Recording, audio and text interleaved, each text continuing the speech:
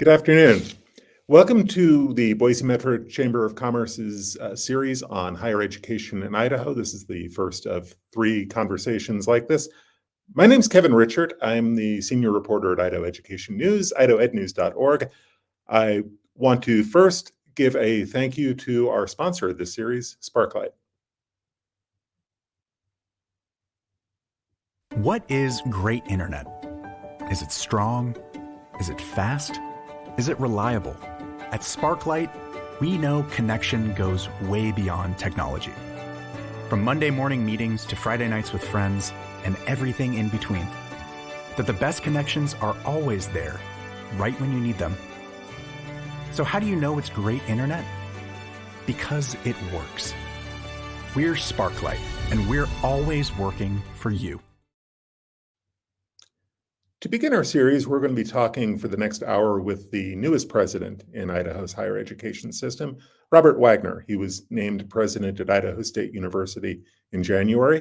He joins us this week and to talk about what's happening at Idaho State and what's happening in higher education in general. And there he is. Welcome, President Wagner. Hello, Kevin. Thank you very much for this opportunity. It's a pleasure to be here. Oh, and thank you for taking the time. I'm looking forward to asking you some questions and get a sense of what's happening at ISU now, what you hope to see happen in the years to come.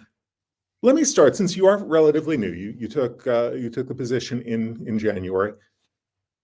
A lot of viewers probably are just getting to know you. So why don't you talk a little bit about your background, your resume in higher education, and how your career took you to Pocatello? Sure. Well, thank you again, Kevin. It's a great question. It's something I'm very proud of my past. It's a very non-traditional approach to higher ed administration.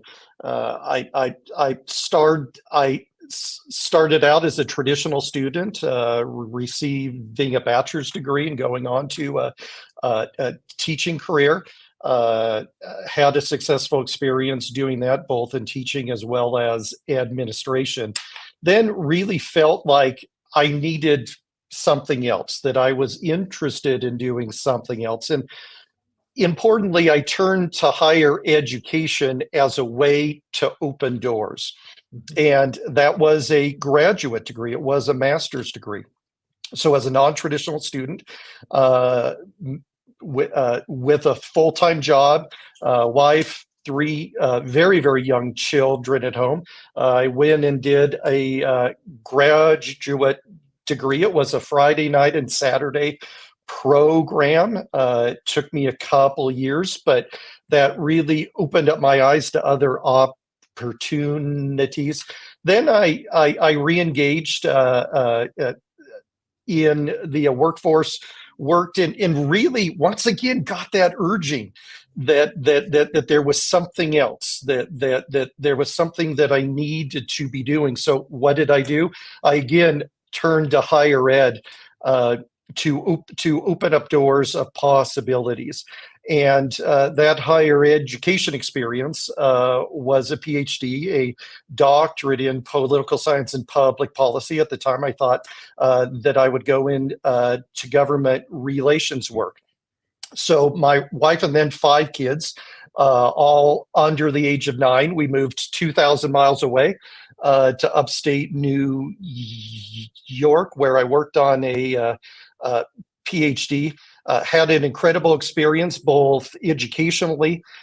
My family had a great experience. It was challenging financially, but we made it work. And while I was there working on that degree, I became acquainted with higher education administration, and actually worked in the president's office and did government relations work, public relations, faculty development, served as a special assistant to the president. Really opened up my eyes to really all that higher education had given me thus far, how I could play a role in promoting it, in really giving back. And doing that in an administrative way just made sense. So when I finished my PhD, began looking for jobs. I looked for higher education administration jobs, and that's when we found ourselves back west. And I took a job at Utah State University. It was an area that we were familiar with. My wife and I were actually married there. My wife's an Aggie, a proud Aggie, and so we returned. We continued to raise our 5 kids, and I had a tremendous experience at Utah State. The community was great for our family. The institution was great to me. I had lots of opportunities to serve in many different capacities. After about 16 years, I began seeing those urgings began happening again, and I thought, maybe there's something else. And so I looked and saw the opportunity at Idaho State. It appealed to me, one, because it was just an hour and a half north. I told people during the interview process that Southeast Idaho, Northern Utah border's a soft border. Those communities are very similar, just good, hardworking people. So it wasn't a real stretch geographically. The institution has a great reputation as a public research institution. So I felt like that was the next step. So I threw my hat in the ring and was very pleased and very excited to have been offered the job. And 7 months in, I couldn't be happier. Well, that gives me a lot of stuff that I want to jump on to as we talk here in the next 50 minutes or so. I mean, your background is kind of a lifelong learner. Your background in higher education administration, your background as a student of political science and public policy. There's a lot there I want to talk about. But let me start, though, with kind of where you left it. You've been in Pocatello now for 7 months. You've been on the campus. What are your overall takeaways about Idaho State at this point? Sure. Well, first of all, the most important resource that a higher education institution has is its people. And I'm so excited I've been so excited to get to know the people, to get to know the ISU community itself, our faculty, our students, our staff, at all of our campuses across the state. They are just absolutely incredible, Kevin. They have higher education in their blood, in their hearts. They're focused for our faculty and staff. They're focused on students and student success and contributions to our communities through teaching, through research, through creative arts. I just really have felt at home and have felt embraced by such a warm and talented group of people. I think Idaho State is positioned very, very well, and we can talk more about that as we get into the discussion. But just my initial reaction and answer is it's all about the people, and the people are what makes Idaho State University great. And it's that campus community, but it's also that broader community. I mean, Pocatello was my first stop as a journalist after college, and I worked for a couple of years in Pocatello, and I could see that relationship between the community and the campus and how things just kind of change every August when the school year starts, as it did this week. It's so energetic. And I will have to say that my wife, Tracy, and I have been so grateful to have been embraced by the communities that Idaho State University serves. For our Pocatello campus, of course, Pocatello and Chubbuck and the surrounding communities, our Idaho Falls campus, the Boise Meridian area and Twin Falls. We have just been embraced by the community, and I have gotten a sense that community leaders and members know just how important an institution is to their community. And I've spoken with mayors, city council, county commissioners. We've all agreed that the success of Idaho State University is tied very closely to the success of these local communities. And you are right, fall is a great example. When the students return, when classes begin, there's an energy that comes into these communities that is palpable. You kind of found your way into higher ed administration along the way in your life and in your career. What excites you about it now? What keeps you in this field? Well, I am a firm believer, a staunch supporter, Kevin, of public higher education, the role that it can serve in our state, in our local communities, in our region, in our nation as well. One of the many things that interested me about Idaho State University is the fact that it's a public institution, it's a research institution, and it has multiple campuses. So what does that mean? Well, on the public side, it means that we have a responsibility to the estate. We have a responsibility to the public, to the communities that we serve. And I think that's critical. That keeps us in check as an institution to make sure that we are doing what we need to do. We can't underestimate the power of research in higher ed. So much of where our country has come from a technological stage of advancement has started on higher education campuses. So we need to continue that research side, and then just the idea of access, the idea of making sure that we are available to our students, that we're serving our local communities well. Idaho State University is positioned so well to be able to do that. But I'm excited when I think of higher ed. I think of the contributions that it can make now.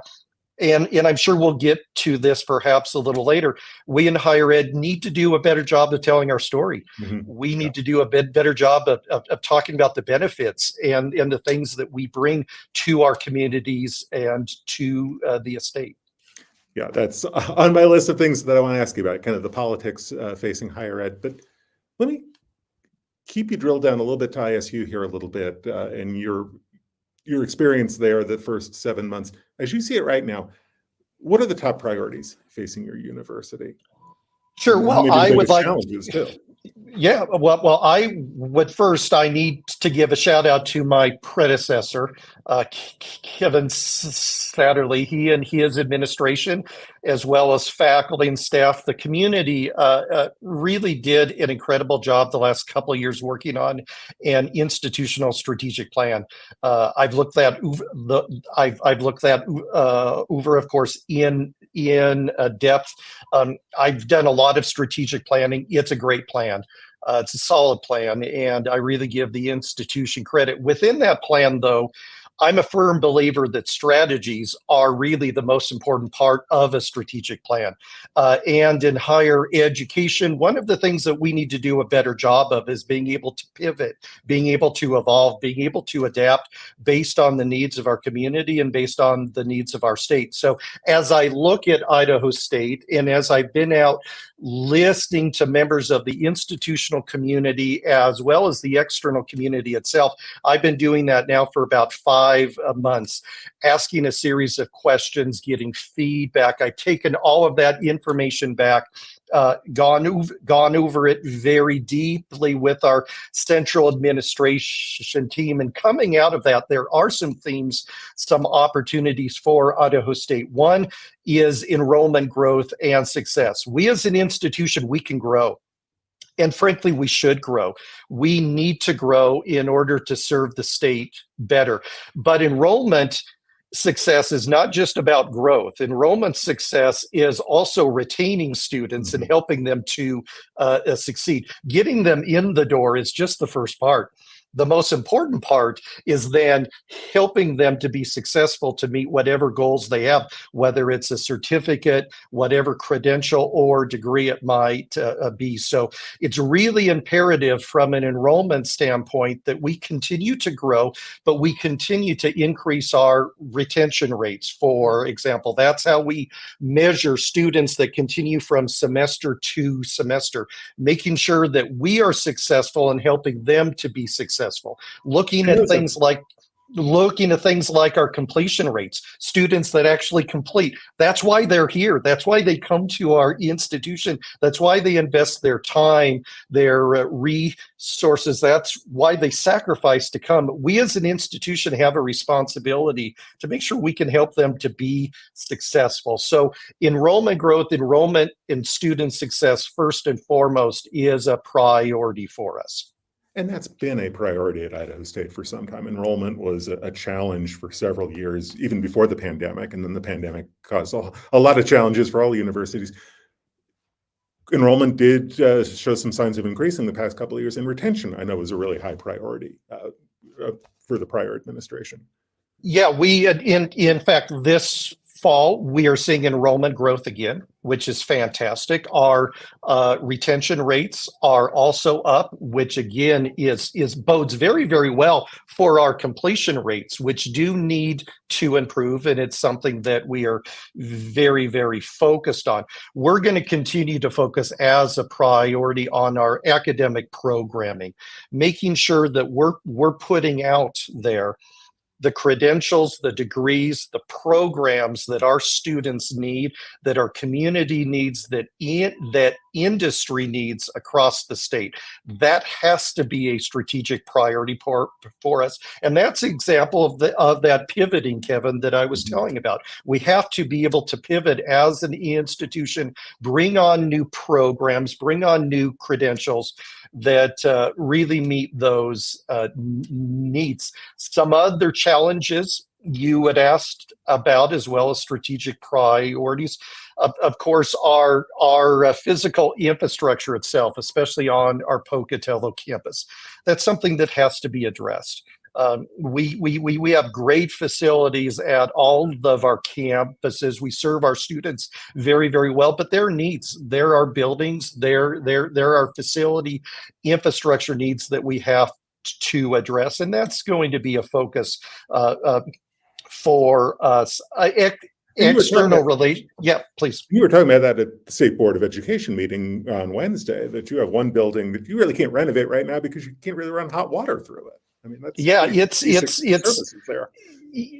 it comes to a point where the structural engineers come and say, listen, it's actually going to cost more to renovate this building than it is to tear it down and build anew. We're at that point with one particular building on our campus, and so that's our priority is to really focus on that building. And the point I made with the state board is, gone are the days when we can rely upon just one source of funding to build a building. So we are going to seek state support, but we're going to seek philanthropic support. We as an institution have great bonding capacity, and we're very careful with that, but we have to recognize that that's a tool at our disposal too. But really meeting the infrastructure needs of our institutional community are critical, and that building is first and foremost on the top of our list.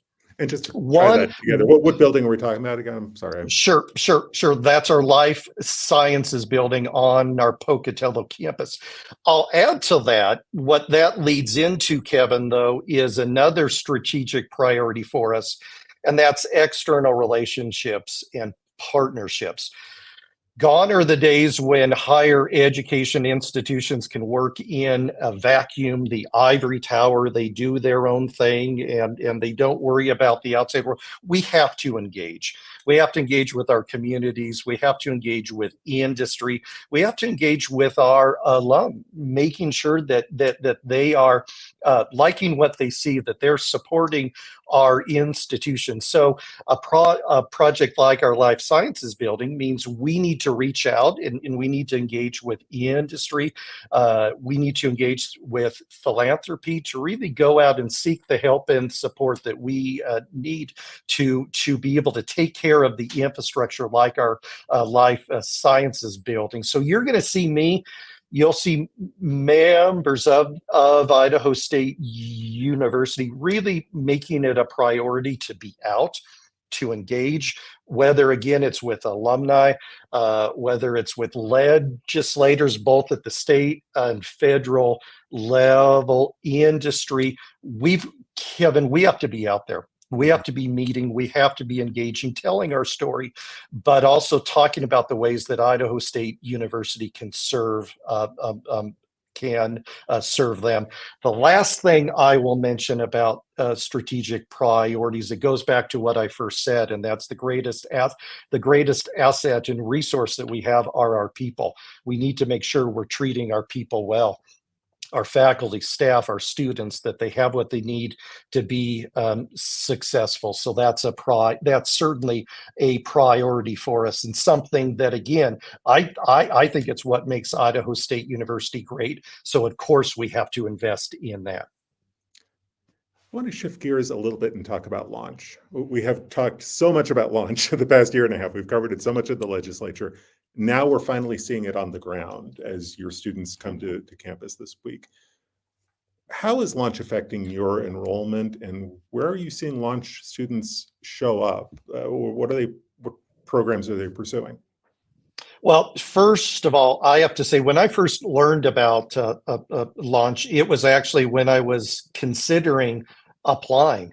And the launch program, under the direction of the governor, told me a lot about this state. It told me that this state values higher education and its role and place in economic development, in sustainability, in local community and statewide success. So I was so pleased to learn about launch. Now 7 months later, we have over 500 students enrolled at Idaho State University right now on the launch program itself. And that means a lot to us as an institution.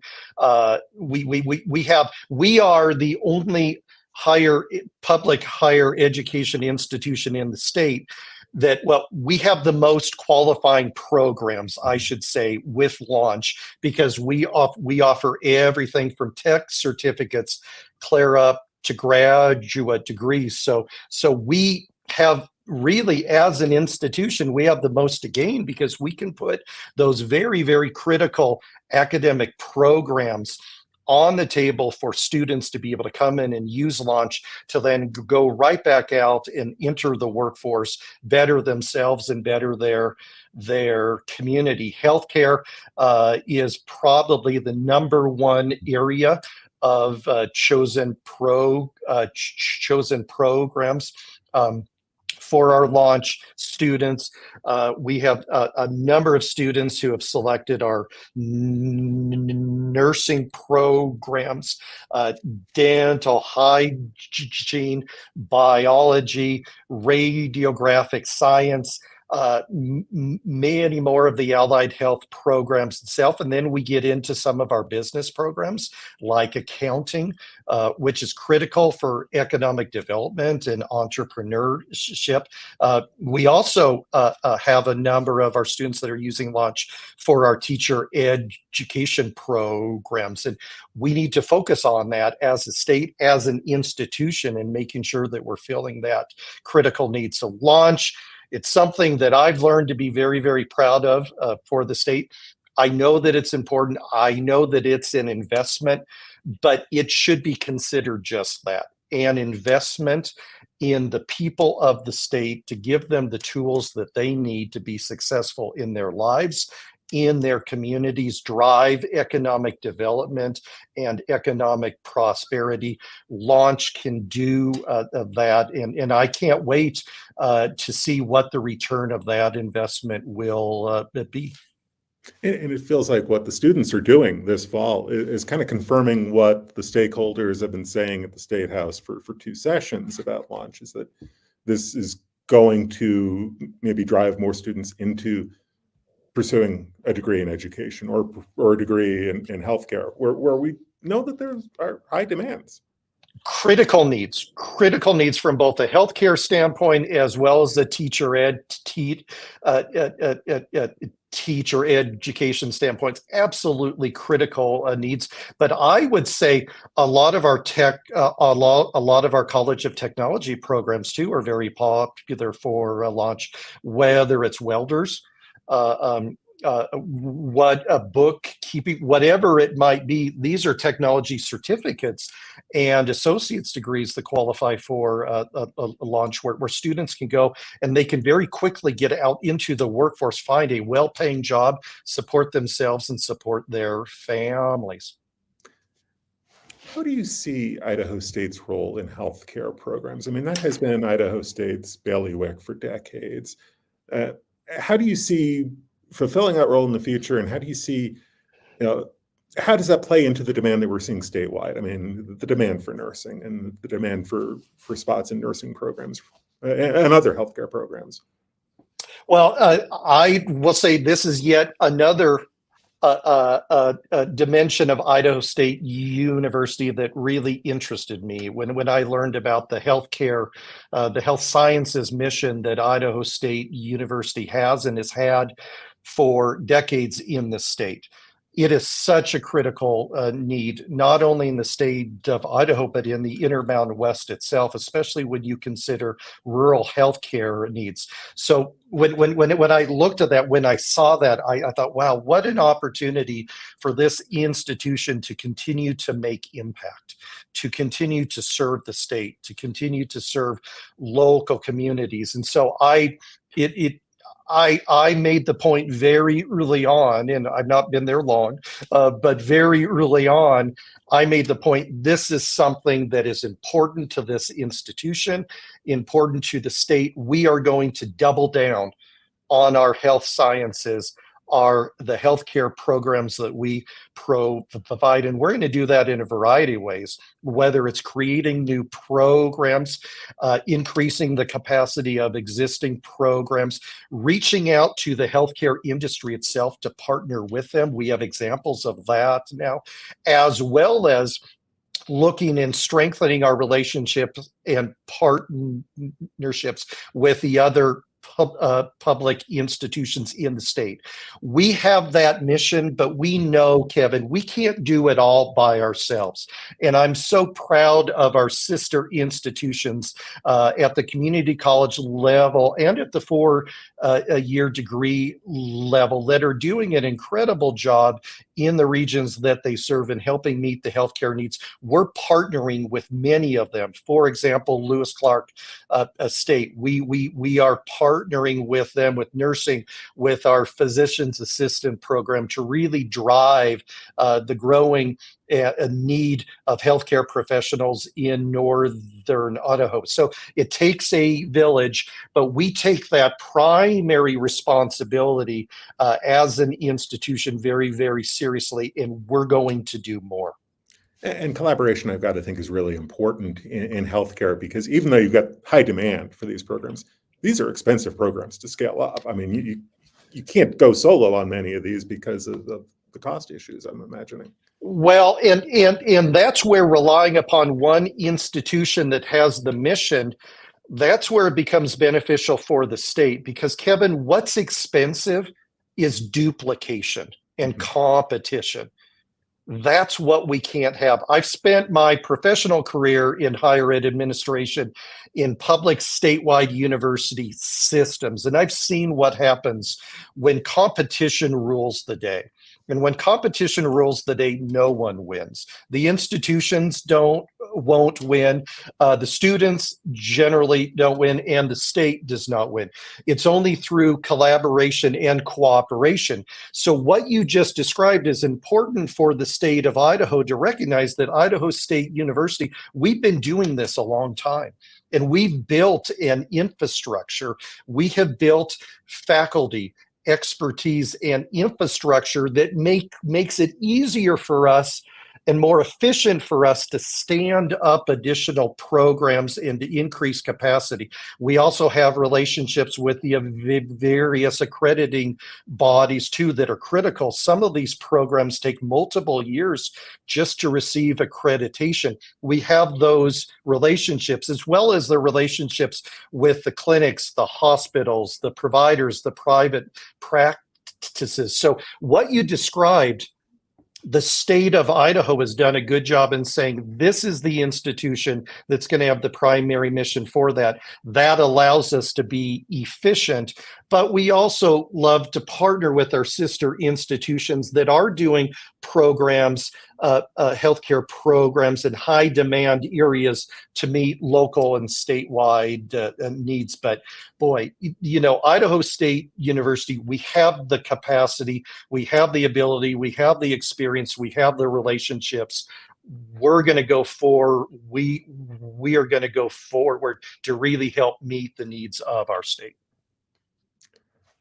Let me shift to FAFSA, because you talked about the impact that launch has had in terms of your enrollment this fall. I mean, 500 students. I mean, that's a big chunk of your new students tied to launch. But FAFSA has been a problem for universities and colleges the past several months.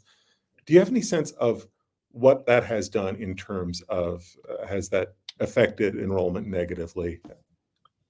Sure. Well, first of all, going back, tying this question to launch, can I just say there couldn't have been a better time for launch, to launch, than a year when the federal government, Department of Ed, has struggled so mightily to make federal tuition aid available for our students. So for the launch program to be there this fall, it's such a critical time. It couldn't have been better. The timing is just so critical. And I think that really, it really shows the value of launch and the forethought of our state leaders to say, we're not going to rely upon federal funds. We can do this as a state. And that's important. Now, we do rely and we do benefit from those federal dollars. So FAFSA is important. And Idaho State University, just like all of the other institutions in the country that rely upon those federal dollars, we have struggled. It has been a tough year. Really, the rollout in what should have been a positive experience and abbreviated a faster FAFSA process, much easier for our students and parents. What should have been such a positive thing has turned out to be just really an agonizing ordeal for students, for parents, and frankly, for the institutions themselves. I give a shout out to our financial aid office, to our registrar's office, to our recruiters. They have been working literally, Kevin, day and night, communicating with potential students, with parents, answering questions as changes come out, as information, and it is literally trickled to us as an institution, and we then have to pass that on. They've worked so hard to be able to get that information out. We've increased FAFSA completion nights and really sought to be able to sit down with students and parents and help them. One of the things that I will say, this is make or break stuff for some kids. I mean, I was absolutely better alone kid when I went to college. Well, and as was I, and so absolutely the stakes, Kevin, couldn't be higher, and so we have felt at Idaho State we need to take on the responsibility to go out and make up some of that ground and do our best to be able to help. Not only are we concerned, though, I do have to say, not only are we concerned about the difficulty that the new process has created, the other concern is the qualifications have changed. And there is going to be, we are worried that there is going to be potentially a negative impact in some of our rural communities in the way the FAFSA and the Federal Department of Ed count assets for our farming communities, for example, that can change what students qualify for. We're very, very concerned about that. And this fall, we're watching the data really closely to make sure to see, to see what those Absolutely. So we're watching really closely to see what those impacts are. We're also preparing to be able to come back with as much institutional aid as we can provide these communities. They're important to us, and we want to serve and help them. And we don't want financial barriers to be a cause for a student to not get a degree, to not get a certificate, whatever it is that they need. So step up with institutional aid, with philanthropic aid, with state aid like launch. You know, if those federal rules change, we need to be able to help our students and help their parents be able to afford that college education, again, whether it's a 6-month certificate or it's a 4-year degree. We want to be there to help them. ISU is serving two really different markets and really interesting higher ed markets. I mean, Eastern Idaho, you've got BYU Idaho, an hour or so away, growing rapidly. You've got the College of Eastern Idaho, you know, now a community college and growing rapidly, and all of the other, you know, all of the other higher education institutions here in the Treasure Valley, where you've got a Meridian campus. I mean, you've got Boise State, CWI, you know, you've got the private schools. How do you see ISU competing in those two very different markets and finding a niche in those two markets? Sure. Well, there is a contradiction. And the contradiction that I've been talking about for Idaho State University is usually the saying goes, you can't be everything to everyone. Well, for a public institution, we do, and we can. And what I mean by that is we need to be able to pivot, to adjust, to adapt, but we need to be able to serve different types of student populations. Are we going to continue and increase our traditional student population? Absolutely. We're going to grow on our Pocatello campus. The student life, that residential campus experience, being a Bengal, it's a rich experience, and we want students to be able to come and to experience that if that's what they're interested in. But we also need to be prepared and to be able to do more for our non-traditional students, like me, the different degrees that I got at different points in my life, with family and jobs and community service and all that goes along with it. So we need to be able to be more to more populations. Now, Idaho State University has a tradition of doing that. We have a tradition of, we remember that from when I was in Pocatello in the 80s. I mean, you guys were non-traditional before that was cool.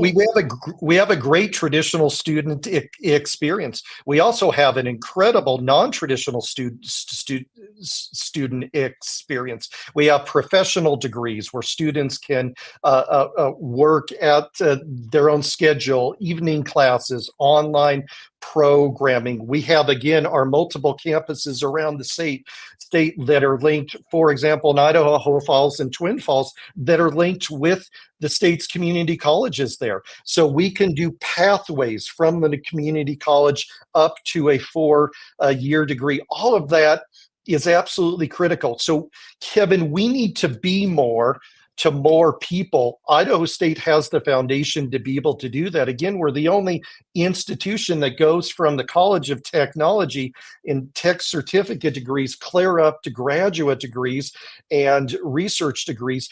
We can be more to more people, and that's going to help us to grow. We love our sister institutions, the work that our community colleges are doing, the work that BYU is doing. I will say I spent a certain number of years recruiting in Southeast Idaho for Utah State University. I got to go get those students back. We've got to go back and tell these students and parents that Idaho State University is an incredible place to be. If you're a traditional student or a non-traditional student, at all of our campuses, we want to be able to serve whatever those needs are. We have to be, Kevin, multidimensional. The institutions that are one-dimensional, frankly, those are the institutions that are going to struggle unless they have a $100 billion endowment. Those are the institutions that are going to struggle. We have to be. You're the ones who are going to feel that enrollment cliff. Yeah. So our strategy has to be multi-pronged. We have to have a very diverse strategy in order to serve and meet the needs. The state of Idaho has a number of students who have some college, but they have no degree. We want to be able to come and to be able to help them complete. And again, whether it's a workforce directed certificate, we want to be able to do that, or a traditional 4-year or a graduate degree. This again is where our healthcare programs on the professional side are so critically important as well. So our institution is positioned to be many things to many people. How real a threat is that demographic cliff that we keep hearing about, the decline in the number of 18 to 22-year-olds that you expect in the pipeline? I mean, Idaho's growing, but I suspect Idaho isn't growing fast enough to outgrow the demographic. Sure. Well, I'll tell you, if I was president of an institution on the East Coast, especially the Northeast or in the Midwest, I'd be very, very concerned. Just as you said, the state of Idaho is not seeing the demographic decline, the population declines that many of those states are. Now, certainly our birth rate has slowed. We are seeing a bit of a leveling out. What I've been telling people, though, what I've been explaining to legislators and industry leaders and members of my own institution is, yes, we need to be aware of enrollment, not so much an enrollment cliff as much as an enrollment in a demographic change. For example, what's changing in this state are the number of diverse students who are here in the state, many of whom are first-generation students. We need to be able to acknowledge that, and we need to be able to, again, pivot, adapt, change to be able to meet a growing number of students who are coming to us whose parents didn't attend college, who can't provide them the help or advice or support that they might need. So I'm not as concerned about the enrollment cliff as I am about the demographic change. And that is something that as an institution, we need to be ready to address, whether it's standing up a first generation student center to be able to help our first generation students more, provide more programming for students with diverse backgrounds and experiences. It's just absolutely critical as the population in the state is changing, especially in Southeast Idaho. We as an institution need to adapt our programming, our admissions, and our student support. It all goes back to that idea of enrollment success. We have to be able to adapt and change to be able to meet the changing population and demographic needs of this state. And it's a different set of demands that those students have. I mean, as families trying to navigate a system that they're unfamiliar with. I mean, it's a difficult and daunting process. You throw FAFSA problems in on top of that. It's a big task. You got to get students through the door. Well, and some of those students may or may not come when they're 18 years old. They might wait till they're 25. So we need to be able to make sure, no matter where they are in their life, that we're accommodating them, that we are accessible. I saw that in my own life. I navigated those waters of balancing education, a job, a family, community, faith-based service. I had to manage and balance all of that. And it's tough on our students and their families, and we can and should be doing more to support them. Given your background in recruiting in Eastern Idaho in particular, what are some of the challenges, especially when you get into rural communities, about getting students excited about going to college, getting them to see the value in pursuing a college degree? Well, I think the most important responsibility that we have as a public institution in those communities, the more rural communities, is we need to be relevant. Kevin, we need to be able to offer programs and degrees that are important for the students, the families in those areas. And we can do that through, again, good strategic planning and academic planning. So, going into these communities and making sure that we're offering the programs that they need, that they want, the programs that will serve their communities well. I feel that we have a responsibility to do that as a public institution. So it's really hard to go in there and just recruit and not talk about specific academic programs and the way that our institution can serve them. Now, if that's serving a traditional student in those rural communities that might leave to come to our campus for a residential experience, great. If it's those students that feel they are more place-bound, where they want to stay, okay, we need to then make those educational experiences available to them, just like we are with our next program, where we are broadcasting some of our gen ed courses into these rural high schools, helping these students get a head start in their college experience. We can be able to do more of that, both for the students that want to leave for a college experience, but those students that want to stay, especially the non-traditional students. I think that our legislators in those areas would love to know that we're making it possible for citizens in those rural areas to stay, because many times when they leave, oftentimes they don't come back. Mm-hmm. And so we want to be able to provide education in those areas where they can stay, where they can work on that family ranch, they can work in that family business itself, get a degree, get an accounting degree to help with the family business, get a business degree, get a health sciences degree to be able to help a local rural medical clinic, get that degree, and then be able to stay and help that area. It really open up the options of, you can stay in the community where you have roots, or you have a degree that is mobile, that has value anywhere you go. Absolutely. That's we just, and we can, and we are. We're proud of our Southeast Idaho roots. I'm proud of that. I've embraced that. I love it. I love these communities that we serve. But again, going back to the multi-campus system that we have, I love being in Magic Valley. In the ways that we can serve. I love being in Idaho Falls in the ways that we can serve. I look out the window here and I see right across from our campus Idaho National Labs and the work and the collaboration that we are doing for such a critical industry in the Idaho Falls area. I think of our Meridian campus, our presence in Treasure Valley that is growing. We have 23 additional acres on our Meridian campus. We're ready to build. We're going to grow.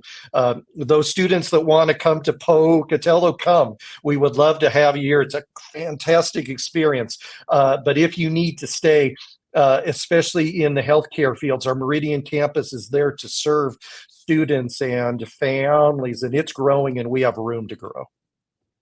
I didn't realize 23 acres in Meridian. That's a pretty sizable holding right there. We have a great relationship with the city. We're working very, very closely with them. The vision that they have for that area, for that city, aligns very, very well with the interest and vision that we have. We have the Idaho College of Osteopathic Medicine is on our campus there. Our relationship with them, with ICOM, is incredibly important. That Meridian campus is, that Meridian campus is absolutely strategically critical for how we serve the healthcare needs of our state. So you're a student of politics, you're a student of public policy. So I'd be remiss if I didn't ask the elephant in the room question about higher ed right now, the politics of higher ed and some of the criticism of higher education, not just in Idaho, but nationally. Do the critics have any valid concerns? Any concerns that resonate with you? Any issues that you feel like, as a sector, higher education needs to do a better job of addressing? Sure. Well, first of all, as I said before, I think we need to do a better job of telling our own story and talking about our contributions in the way that higher education can serve serve communities and serve the estate. I think that's critical, whether it's economic development through research, meeting workforce demands, creative arts, and bringing culture and life to our communities. All of that is so important. We need to do a better job of talking about that. We also need to do a better job of being accountable. We're a state institution. We receive state support. When I go stand in front of the Idaho State Legislature, I'm accountable for that state support, for that public mission that we have. I accept that. I respect that. And, as public institutions, we need to be okay with talking about that more and saying, yes, we are a state institution and we need to make sure that we're meeting the needs of the state. And sometimes those needs, the way that we meet those needs are more apparent than others. And that's where telling our story becomes incredibly important. I will say too that a public institution like Idaho State University for decades and decades has been a place that is often referred to as the marketplace of ideas.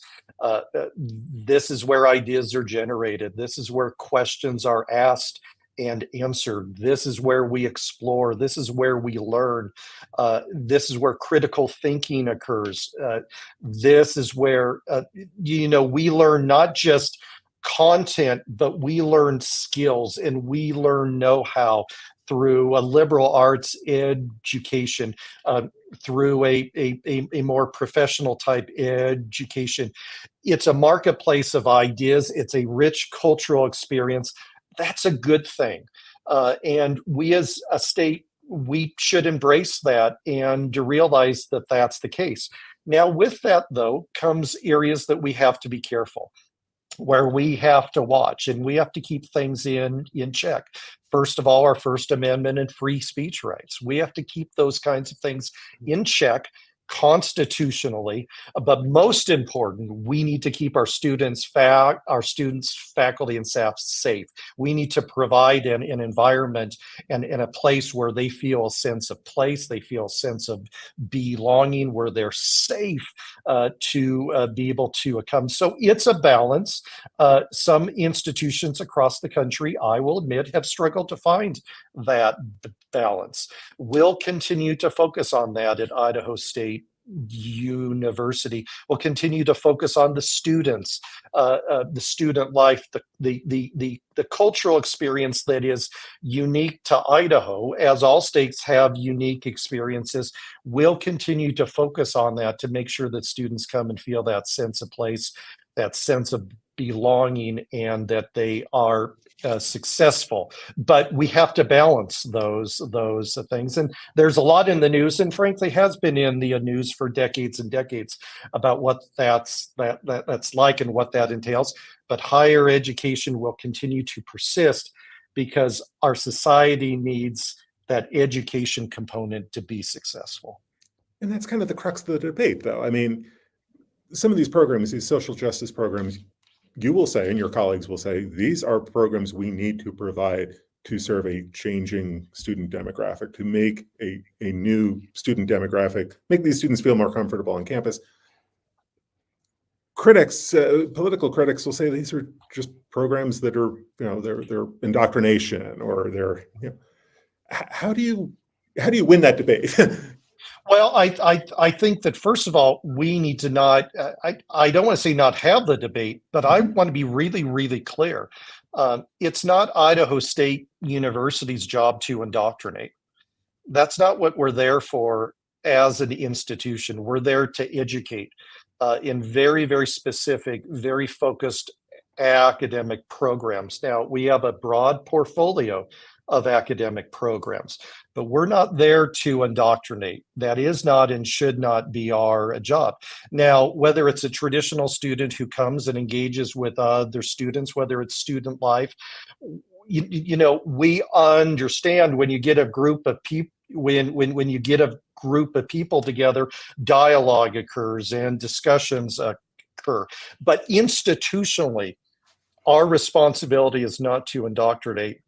our responsibility is to educate in a safe and in a positive environment for members of our institutional community. At Idaho State University, that's what we're going to focus on. I do not and won't let our institution devolve into debates of indoctrination and whatnot. We can't. We have too important of a job to educate. So let's just educate. And safety is such an interesting word that you use there, because it's safety on a lot of levels for students. It's physical safety, obviously, but it's also intellectual safety and emotional safety that you're trying to provide, right? Absolutely. And students and our faculty and staff need to be able to feel that they have the freedom, they have the space, the safe space to be able to do that. Once again, you balance that, though, whether it's First Amendment rights, the constitutionality of different actions and different ways that you express. All of those things we have to be very, very careful with. Again, I just want to stress that first and foremost on my mind is making sure that our institution is a safe place for all. But our priority is to educate, and that's what we're going to be focused on. Okay, so I saved probably the most sensitive question for last. Let's talk about domes. There's this ongoing competition, Kibbe Dome versus Holt Arena. Now, I've seen football games in both stadiums, so I'm not going to take a side. I'm going to be, neutral, objective journalist here. Holt Arena versus Kibbe Dome. Why is Holt Arena? Well, first of all, a shout out to our U of I colleagues and who I've just grown to appreciate, and the collegiality that we have. But as far as dome versus dome, I'm so excited and was so happy to learn that the University of Idaho took the ICCU dome design and the model and then went and built theirs. So I'm very, very proud of the fact that Idaho State University's dome, the now ICCU dome, is the first of its kind. It's been recently renovated in the interior, the seats they have backs. There's not a bad seat in the house. It's really a cool renovation. I was there a couple of years ago. It's very different. Yeah. For our dome, the seats are very close to the field. It's not as high. It has a closer feel. You're much part of the athletic event that is occurring there. It's a great environment. Again, I give a shout out to our U of I friends. They have a fantastic dome with fantastic athletic programs. In fact, I invite the state to come out on November 23rd to the ICCU Dome, where it will be the rivalry game with between the Bengals and the Vandals. Come out, experience the ICCU Dome. No matter what the weather is outside, it's a nice 72 degrees inside that dome. It's sure to be a fantastic game. We welcome our Vandal friends, but we're very, very proud of the ICCU Dome. Its originality and the fact that it's so much a part of our institutional identity. I mean, it's a big part of the community. Well, I think you talked me into a road trip in November, so. We would love to have we would love to have you out, Kevin. Absolutely. You may see me there. President Wagner, we covered a lot of ground. Took on a lot of topics. I appreciate you making the time to talk with us today. And hopefully we can do this again down the road. It's been my pleasure, Kevin. Thank you very much. Again, I'm so excited to be here, to be part of Idaho State University, the state of Idaho itself. We have much to be very proud of, and I look forward for the chance to chat again soon. Thank you very much for joining us. Thanks. Have a good day. I want to thank Idaho State University President Robert Wagner for joining us for this first installment of the Chamber's Higher Education Series. We will be back here on all of these platforms on Thursday, September 19th. We will be talking with Lisa Roberts. She is the new superintendent of the Boise School District. So we'll talk about what's happening in the Boise School District and how that ties into higher education in the state. Again, I'm Kevin Richert from Idaho Education News. Thank you for joining us today.